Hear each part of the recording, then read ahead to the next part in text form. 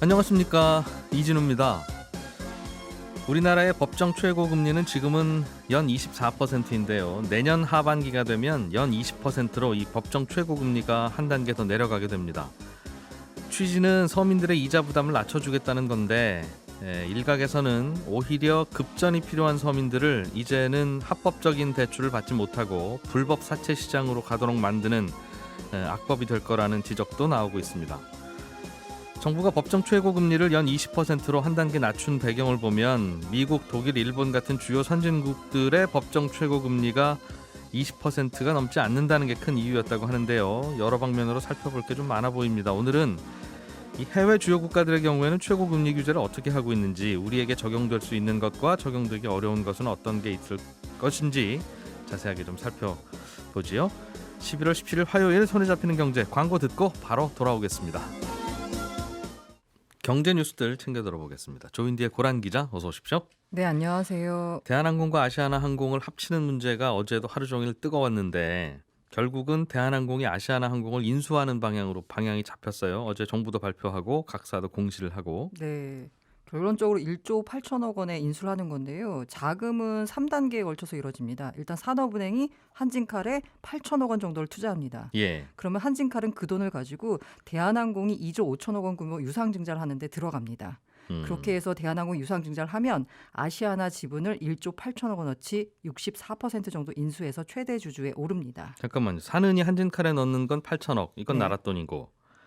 그런데 8천억 가지고는 아시아나에 돈을 투자해봐야 못 살리니까 대한항공이 유상증자를 하는데, 그러니까 다른 주주들한테도 돈을 좀 더 구한다는 뜻이죠? 네, 맞습니다. 네. 그 돈 넣을 때 그게 한 2조 5천억 되는데 8천억은 방금 말씀하셨던 그 돈으로 들어가고 네. 나머지 한 1조 5천억 원 이상은 시중에서 또 모아야 되는 구조네요. 네, 맞습니다.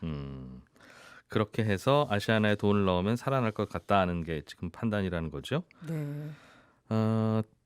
이게 보면 둘 다 요즘 어렵다는데 이렇게 어려운 사람들 둘이 합쳐놓으면 매우 어려워지는 거 아닌가 이제 하는 걱정이에요. 제일 먼저는. 네, 일단은 이제 정부의 그 희망찬 미래를 보자면 1위 항공사 합치면 보유 자산이 40조 원에 이르는 공용 항공사가 탄생합니다. 예. 운송 실적 기준으로 보자면 단번에 7위권에 이제 오르게 되거든요. 이렇게 되면 사실 그 1억 명 인구가 넘지 않는 곳에서 항공사를 두 곳이나 가진 곳이 별로 없다라고 합니다. 그리고 항공 산업 자체가 사실 이렇게 재편되는 지금 상황에 있기 때문에 둘을 예. 합치는 게 항공 산업의 경쟁력을 높이는데 유리하다라고 판단한 건데요. 사실 속내를 들여다보면 사는이 HDC 현산과 인수합병이 최종 무산된 이후에 예. 발빠르게 움직였다라고 합니다. 이게 사실 채권단 관리 체제로 경영 정상화 후에 재매각하는 방안이 있을 수 있습니다. 그런데 앞서서 대우조선해양의 전철을 밟을까 우려가 됐거든요. 무려 사는 관리 체제 하에서 대우조선해양을 운영한 결과적으로는 현대중공업에 넘겼잖아요. 네. 그런 일이 그 과정에서 막대한 재정이 투입이 됐고요.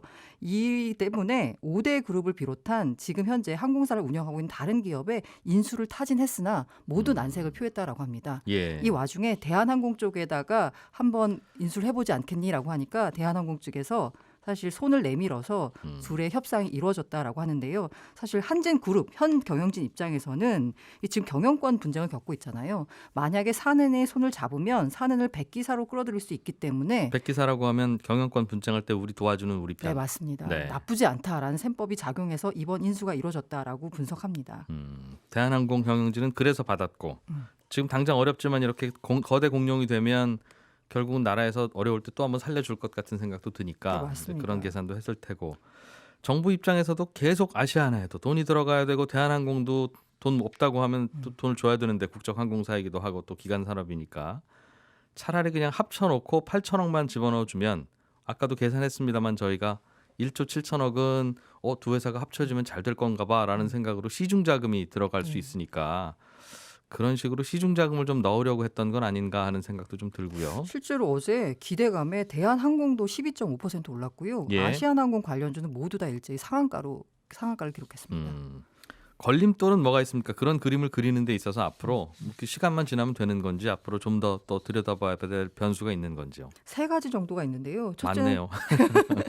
예. 독과점 논란입니다. 이게 둘이 합치면 당연히 독과점 사업자가 되겠죠. 지배적 사업자. 그래서 공정위 결합 심사를 통과해야 되는데요. 이에 대해서는 사실상 이게 항공사 통합을 사실 정부 차원에서 추진하는 거잖아요.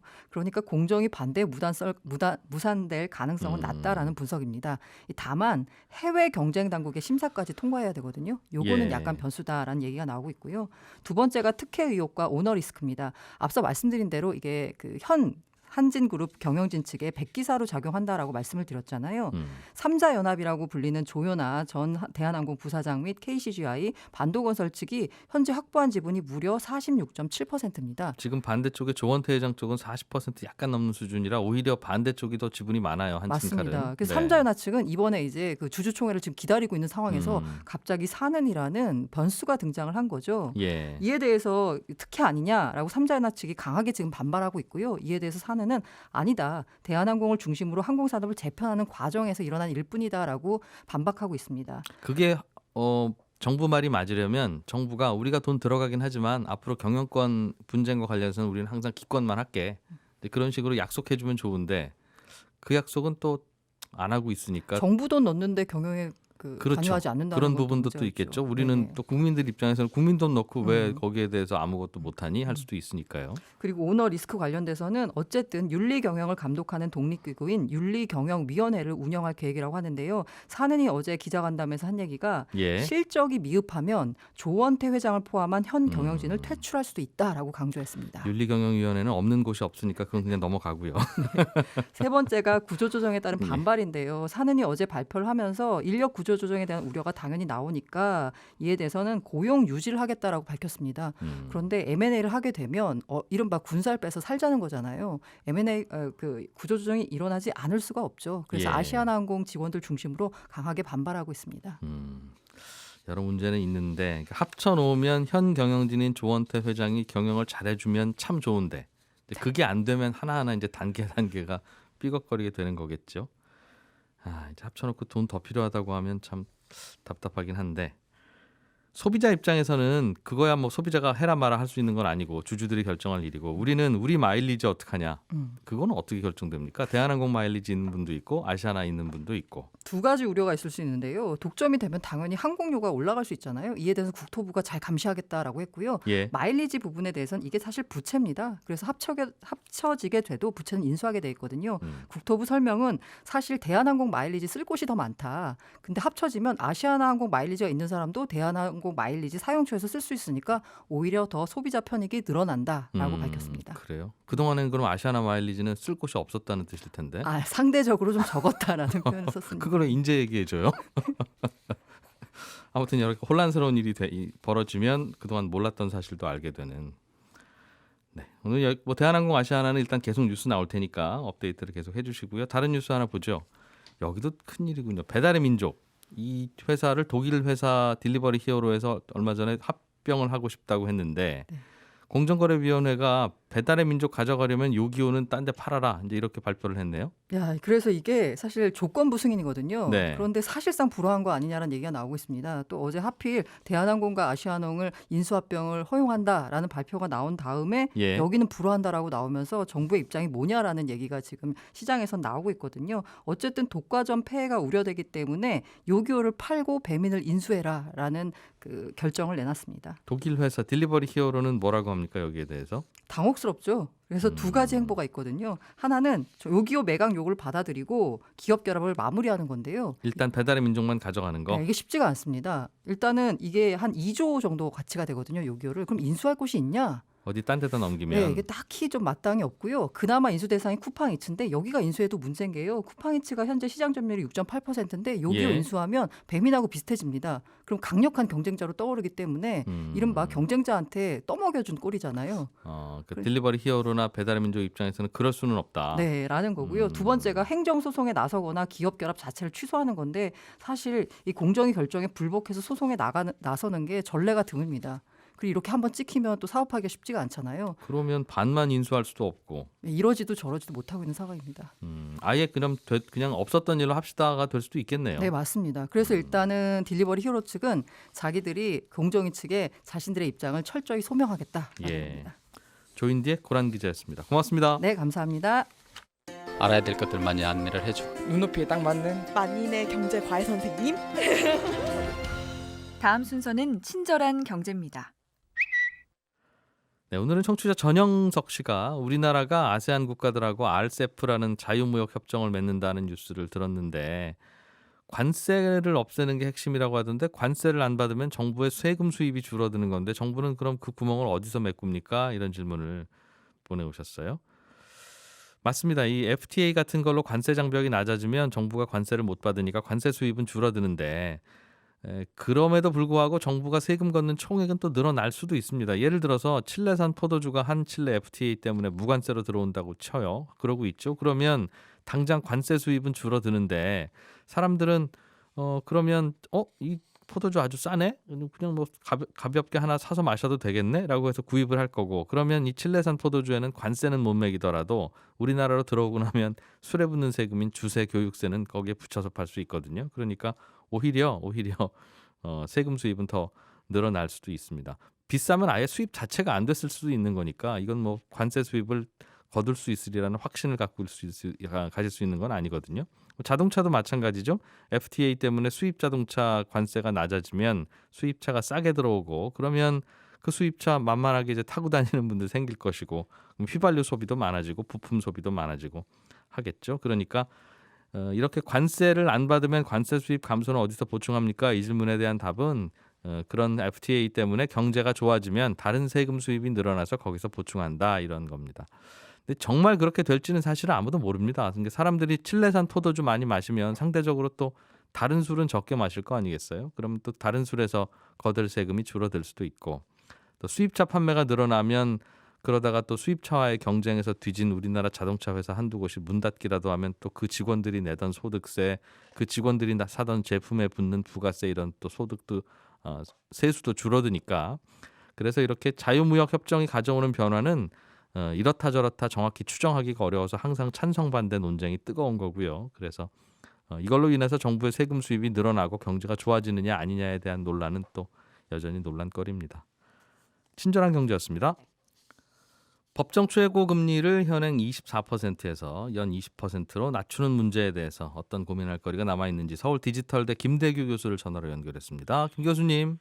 네, 안녕하십니까. 김대규입니다. 이 뉴스는 어떻게 받아들이십니까? 먼저 그 왜 20%일까라는 의문이 들었고요.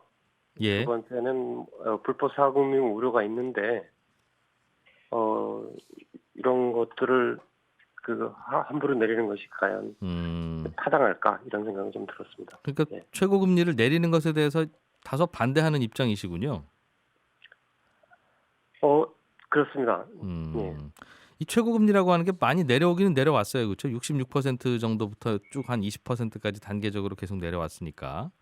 네. 한 18년간 한 66%에서 20%까지 한 40몇 % 내려왔습니다. 예. 교수님께서 이걸 조금 탐탁지 않게 생각하는 이유는 뭡니까? 외부에서도 지적하다시피 이렇게 최고 금리를 낮추면 최고 금리 근처에서밖에는 대출을 못 받는 서민들은 오히려 대출을 못 받게 된다. 이제 앞으로는 그 걱정 때문이에요? 일단은 이제 20%라는 근거가 논리적 근거나 또는 실증적 근거가 없는데 20%가 이제 왜 나왔느냐라는 게 제 의문이고요.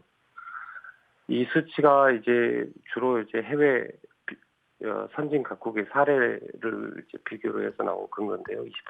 20%가. 예. 근데 이제 저는 이제 그 근거 사례가 잘못됐다라고 생각을 합니다. 다른 나라들은 어느 정도입니까? 그러면 이게 20%가 나온 자료는 입법 자료나 입법 청원서에서 가장 종합적으로 나온 것은 2013년이고요. 그때 예.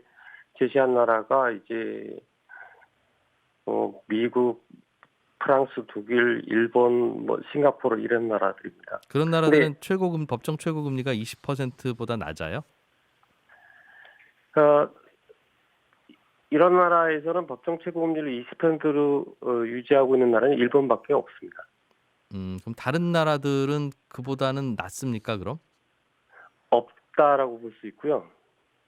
교수님, 그 없다고 하는 게 법정 최고금리 자체를 안정해 놓는다 뜻입니까? 아니면 그렇습니다. 보편적인 아. 의미에서 법정 최고금리 제도가 없습니다. 아예 그냥 시장에서 자율적으로 알아서 빌려주세요 그 말입니까? 그러면 그렇습니다. 이제 프랑스나 독일이 그렇고요. 미국도 주마다 좀 다른데요. 예. 예컨대 이제 뉴욕은 20% 이하가 맞습니다. 뉴욕주 16%. 그렇군요. 그런데 이제 나머지 주는 그렇지 않다는 것입니다. 그러니까 법정 최고금리를 정해놓은 나라도 있고 우리나라나 일본처럼 아예 그러니까 안 정해놓은 나라도 있는데 안 정해놓는 게 조금 더 보편적이다 그 말이군요. 그렇습니다. 보편적으로 이제 모든 법정 최고금리 가격을 딱 매겨놓은 상한 가격을 매겨놓은 나라는 일본하고 우리나라밖에 없습니다. 아 그래요? 네. 그러면 법정 최고금리를 정해놓지 않으면 그보다 많은 높은 이자를 막 함부로 받아서 서민들이 괴로우면 어떡하냐 이제 그게 걱정인데 안 정해놓은 나라들은 그거 어떡하려고 안 정해놓습니까? 뭐 일단 시장 자유를 맡기는 거고요. 예. 예컨대 프랑스 같은 경우는 이제 2003년부터 금리 자유화하면서 풀업을 했고요. 네. 다만 이제 예외적으로 카드 대출, 할부 대출, 리스 요 세 군데만 남겨놨습니다. 근데 그거는 액수가 200만 원 미만이고 또 이제 여전사 제1금융권 그게 해당만 되고요. 예. 전당포나 뭐 이런 데는 해당이 안 됩니다. 아, 그럼 프랑스 같은 경우에는 최고금리를 정해놓긴 하되 일반적인 대부업체들에게는 적용되지 않고 일부 그러니까 금융회사들에게만 적용되는 거다 그 말이군요. 그러니까 팩토링하고 할부금융 이런 데는 대부에서 취급을 못하지 않습니다. 예. 네. 실제로 대부 비슷한 회사가 있는지 모르겠지만 예. 그런 법률은 없다라는 거고요. 그래요? 그럼 일본 정도가 우리나라하고 제일 비슷한데 일본은 어떻게 운영되고 있습니까? 일본은 대부업체들에게도 최고금리 20%가 적용되지 않아요? 적용됩니다. 예. 적용되고 뭐 금액에 따라서 15%까지 떨어지니까요. 예. 입법 자료에서 이제 흔히 등장하는 20% 또는 20% 이하에 해당되는 나라는 일본밖에 없습니다. 일본인데 일본은 그럼 우리나라하고는 어떻게 좀 다르게 운영되고 있는 부분이 있습니까? 근데 일본은 우리나라는 이제 뭐 전당포든 뭐 뭐든 다 적용이 됩니다. 근데 이제 일본 같은 경우는 그 20% 룰을 적용받지 않는 법률이 벌써 두 개가 있습니다. 전당포법이 있고요. 네. 그다음에 당좌대월 대출 비슷한 그런 그 신용상품이 있습니다. 예. 그걸 뭐 특정융자법이라고 하는데요. 예. 그런 경우는 적용이 되지 않습니다. 당좌대월 그게 우리나라 대부업체하고 비슷한 거예요? 이제 기업들한테 뭐 예컨대 1년에 뭐 10억 한도 내에서 뭐 잔고가 없어도 이렇게 그 마이너스 대출 기업들한테 급전 빌려주는 거? 그렇습니다. 그런 거는 진짜 그 적용이 안 됩니다. 그러면 일본에서는 예를 들면 급전이 필요한데 다른 데서 안 빌려주면 전당포에 가서 그냥 20% 넘는 금리에도 빌려도 그것도 합법인데. 전당포는 거기가 100%가 높습니다. 아, 이자율이요? 예. 그런 이자율을 적용받아야 되는 상황들이 꽤 있어서 그렇다는 거군요. 그렇습니다. 네. 네. 그리고 이제 특정융자법 같은 경우도 예외로 삼았고요. 예. 그리고 또 하나 차이점은 우리와 달리 이제 간주이자라고 해서요. 우리 같은 경우는 이제 비용이나 수수료 이런 것들이 포괄적으로 들어가는데 예. 거기는 좀 다릅니다. 우리보다 좀 좋습니다.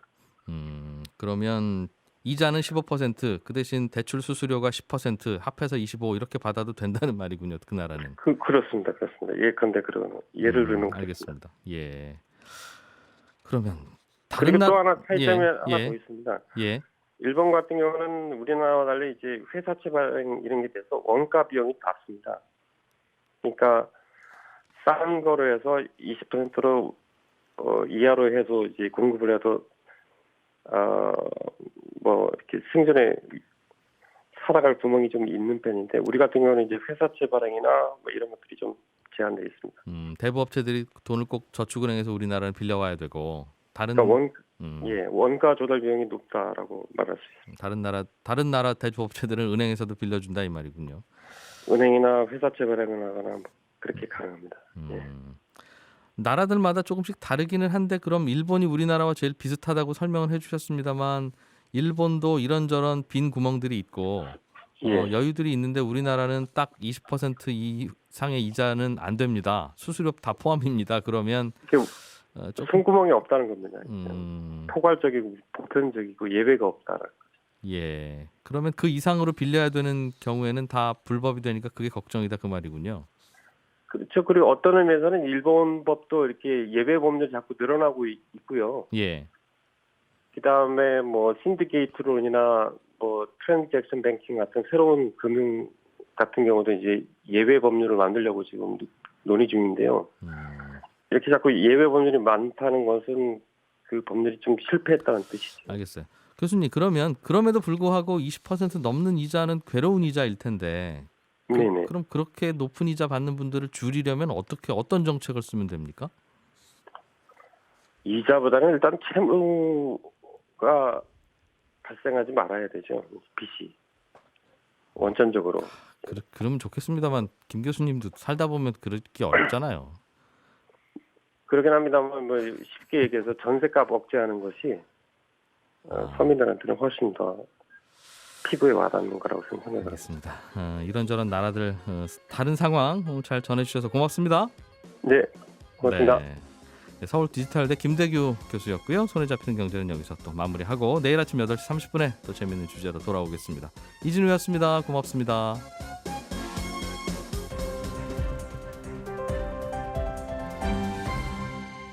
경제를 생각하는 사람들의 즐거운 습관. 이진우의 손에 잡히는 경제.